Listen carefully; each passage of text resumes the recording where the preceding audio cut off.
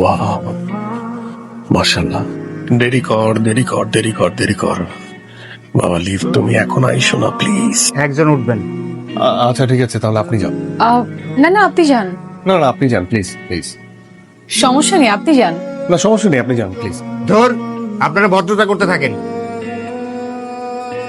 আমি আবার কল দিব? মানে এভাবে বোল্ড আউট হয়ে গেলাম। জি প্লিজ আপনি যান। Thank you. মানে মানে আমি করি কি, আমি আমি আসার চেষ্টা করি ভাই, হবে? জায়গা না ভাই, কেন কেন করতেছে ভাই, নামেন না ভাই, প্লিজ নামেন। কোথায় যে গেল?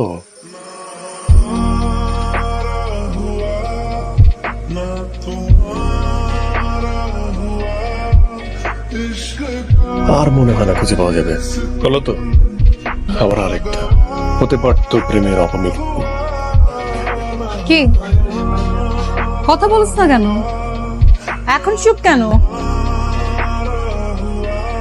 কথা বল, কথা বল। কি করতেছিস এখানে? হ্যালো হ্যালো, তুই? ও আচ্ছা, হ্যান্ডসাম ছেলেদেরকে তো বিশ্বাস করতে নেই। হ্যান্ডসাম ছেলেরা তো বিশ্বাসঘাতকতা করে না। সব মেয়েরা হ্যান্ডসাম ছেলে দেখলেই ঝুলে পড়ে, তাই না?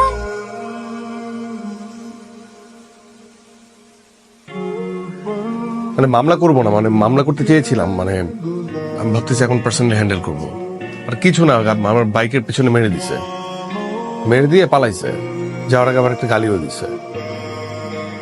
তা আমি থানা পুলিশ করতে যাচ্ছি না, জানিস তো হ্যাসেল। আমি পার্সোনালি যে আপনি আচ্ছা, আপনার গাড়ির নাম্বার কি ঢাকা মেট্রো গ 19-392? হ্যাঁ, কালকে আপনার গাড়িতে একটা বড় স্ক্র্যাচ পড়ে, সেটা আমার আসলে আমি বাইক দিয়ে ফেলি, আমি সেটার ক্ষতিপূরণ দিতে আসছি। ক্ষতিপূরণ দিতে আপনি বাসায় এসেছেন? হ্যাঁ, মানে বিআরটিতে আমার এক বন্ধু আছে, তো যদিও কারো মানে গাড়ির নাম্বার দিয়ে পার্সোনাল ইনফরমেশন বের করা ঠিক না, আমি আমার বন্ধুকে মিথ্যা বলে আপনার বাসার ঠিকানাটা বের করি আর কি। আপনি তো এখনো মিথ্যা কথা বলছেন, কারণ আমার গাড়ি রেজিস্ট্রেশন করা 3 বছর আগে আমি যে বাসায় ছিলাম সেই বাসার অ্যাড্রেসে। এই বাসার অ্যাড্রেসে না? জি হ্যাঁ, আমি প্রথমে ওই বাসায় যাই, তারপর সেখান থেকে আরেকটা বাসার ঠিকানা দেওয়া হয়, তারপর সেখান থেকে এই বাসার ঠিকানা দেওয়া হয়। আচ্ছা, তাহলে আপনি এত ঘুরে ঘুরে সবকিছু জোগাড় করেছেন? জি গাড়ি রং টং ঠিক করতে সর্বমোট 8,000 টাকা মতো লাগতে পারে। তাই? কি বলেন ভাই? ওইভাবে গাড়ি মারছে, অনেক কষ্ট হবে। সামান্য একটা খোঁচা লাগছে, আপনি 8,000 টাকার কথা বলতেছেন, মানে কি? না, পুটিং লাগাইতে হবে না, ফিনিশিং করতে হবে না। সেটা তো আমি বুঝি, পুটিং দিতে হবে, ফিনিশিং দিতে হবে, সবই তো আমি বুঝি, তাই না? আর কিছু কম করা যায় না? দেখেন আপনি 8,000 টাকা হলেও করেন, নাহলে অন্য জায়গায় দেখতে পারেন। মানে এত টাকা লাগবে? আমি তো ভেবেছিলাম যে 1 থেকে 1,500 টাকা লাগবে। কত বলেছে? 8,000 টাকা? মানে নর্মাল একটা স্ক্র্যাচ 8,000 টাকা? আমি আগেই বলেছিলাম গাড়ি আর বাইক এক জিনিস না। না তারপর এত টাকা, এটা সম্ভব না, আমি কিভাবে দেবো এত টাকা? এটা পসিবল না। ফকির একটা। কি বললেন?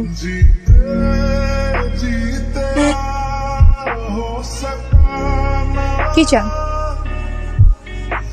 না আসলে সত্যি কথা বলতে কোনোভাবেই তো আপনাকে আমি হেল্প করতে পারলাম না, আপনার গ্যারেজের ক্ষতিপূরণটা দিতে পারলাম না, তাই ভাবছি অন্যভাবে ক্ষতিটা পুষিয়ে দিই। দেখুন, সারাদিন আপনার গাড়ি গ্যারেজে থাকবে, এই গাড়িটা আপনি কাল সকালে পাবেন, তো আজকে সারাটা দিন না হয় আমি আপনাকে আপনি যেসব জায়গায় যাবেন আপনাকে আমি পৌঁছে দিই, হেল্প করি, মানে এই বাইকে উঠে, মানে আজকে সারাদিনের জন্য আমি আপনার ড্রাইভার। আপনি কি করে ভাবলেন যে আমি সারাদিন আপনার বাইকে চড়ে ঘুরে বেড়াবো? আর উঠেন না, বড় ক্ষতিটা তো পোষাতে পারলাম না, এখন না হয় এই ছোট ক্ষতিটা পুষিয়ে দিই প্লিজ।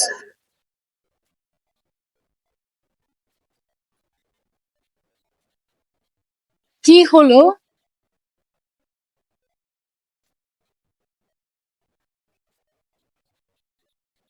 কি হয়েছে একটু বলবেন?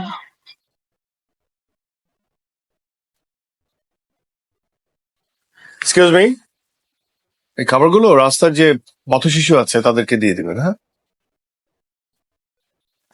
আমি তাহলে এবার আসি। ঠিক আছে, আপনাকে ধন্যবাদ। ধন্যবাদ কেন? আমি তো আপনার ক্ষতিপূরণ দেইনি। এই যে আমার জন্য অনেক সময় নষ্ট করেছেন, তাই ধন্যবাদ। আর আপনার সঙ্গে অনেক খারাপ ব্যবহার করেছি, আই এম সরি। আসলে মেজাজটা ভালো ছিল না। হ্যাঁ, একটা বাজে ছেলের জন্য মেজাজ খারাপ না করে রাখাটাই ভালো। আপনি জানেন আমার কার জন্য মেজাজ খারাপ ছিল? ফুড কোর্টে আমি ওই ছেলের সঙ্গে ঝগড়া করতে দেখেছি। আপনাকে এত কষ্ট করে খুঁজে বের করেছি কেন জানেন? কারণ আপনার এই অবস্থা দেখে আমার মনে হয়েছে যে ইউনিট সামন্স কোম্পানি, তাই। ও, করুণা করেছেন আমাকে? না না না, করোনা করিনি। আমি আপনাকে সত্যি বলতে অবজার্ভ করেছি, আর আমার অবজারভেশনের রেজাল্ট যদি আপনি জানেন তাহলে আপনার মন ভালো হয়ে যাবে। কি? আপনি আসলে ওই ছেলেটাকে কখনো ভালোবাসেননি। আপনি কি করে বুঝলেন আমি তাকে ভালোবাসিনি? আপনি যদি সত্যি সেই মানুষটাকে ভালোবাসতেন তাহলে আপনি হয়তো বা তার মেসেজের অপেক্ষা করতেন, মানে সে আপনাকে টেক্সট করেছে কিনা বা কল দিয়েছে কিনা। মেসেঞ্জারে নক দিলে হয়তো বা আপনি ভাবতেন যে আপনার ভালোবাসার মানুষটাই আপনাকে নক দিয়েছে হয়তো, কিন্তু আপনার মধ্যে আমি এমন কোনো কিছু দেখিনি। মানে যতক্ষণ আপনি আমার সঙ্গে ছিলেন, আপনি আপনার সেলফোনে অনেকবারই আওয়াজ হয়েছে কিন্তু কোনোবারই আপনি খুব আগ্রহের সহিত সেলফোনের দিকে তাকাননি। তার মানে কি? তার মানে সেই মানুষটার মেসেজ বা ফোন কলের অপেক্ষায় আপনি ছিলেন না। আই ক্যান আন্ডারস্ট্যান্ড যে সে হয়তো বা আপনাকে, মানে আপনার ইগোতে আঘাত করেছে, এই জন্য আপনি রেগে আছেন। মানে ভালোবাসা ভেঙে গেলে মানুষ রাগ করে থাকে না, মন খারাপ করে থাকে। ভালোবাসার মানুষটা ফিরে আসার জন্য অপেক্ষা করে, কিন্তু সেই অপেক্ষাটা আপনার চোখে মুখে ছিল না।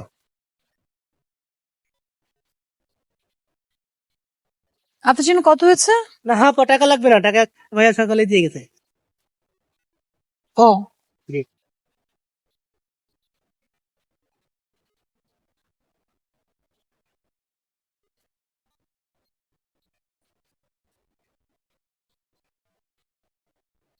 আপনি কি মানুষ? হুম।